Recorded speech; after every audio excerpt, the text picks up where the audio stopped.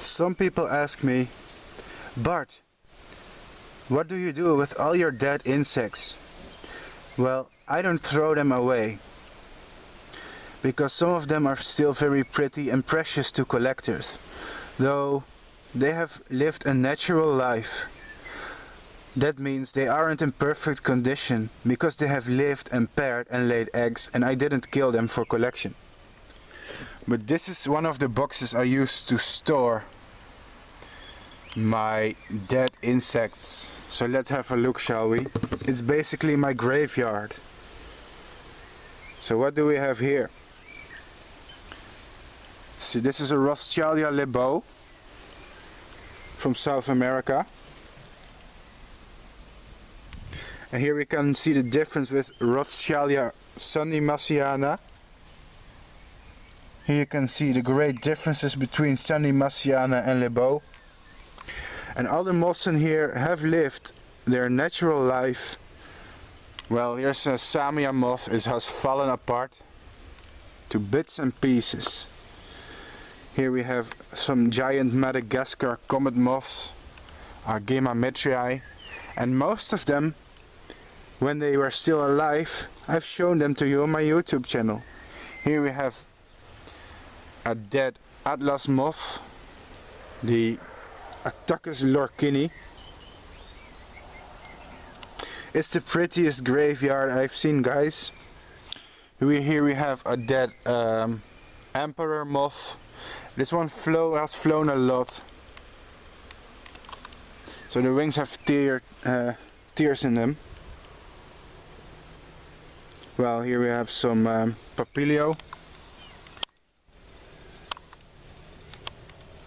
I'm not so sure about the species, but I think this is one of my old world swallowtails, Papilio machaon, and it died in a pretty perfect condition, except it seems to have lost the antennas. Let's see, what else have we in here? The Pseudantherrea discrepans, not a species that you see every day, and one of the very few people that has breeding them. But it's not so pretty, it's just a brown species.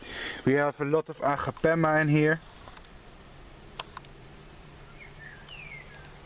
Agapemma homogena who have died. And what I do is just give them away to friends and collectors.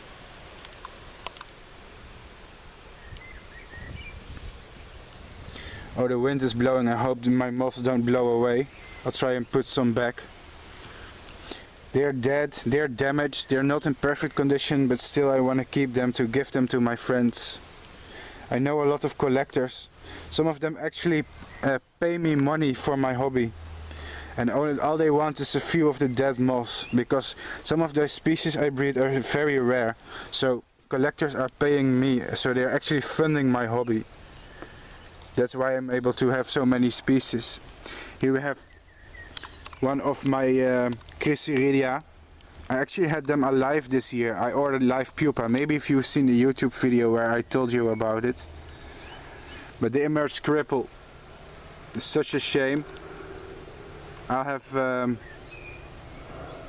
for sure I will have perfect conditions, specimens of these one day. But just some of the stuff in here. Here we also have an interesting swallowtail I got from a friend. It is the Papilio mahadeva, aka the common crow. It's a Papilio from Indonesia that's a little bit iridescent but also brown. So it's not very rare, but it's also not very common. So let's see what else is here. Wow, it's one of my Hemileuca. I think this was Hemileuca maya. And some of my Paraderphia. And at the bottom we still have one surprise, I see. Here we have Spanish moon moth, Graveyeard isabella, but it seems to have lost its abdomen and many of its features, not futures. I should work on my pronunciation of the English language. In written language I'm very fluent, but not in spoken language. It's difficult due to my accent. Well, this is what I do with my dead ones. I store them, and the ones that I can't use I throw them away. Thanks for watching anyways.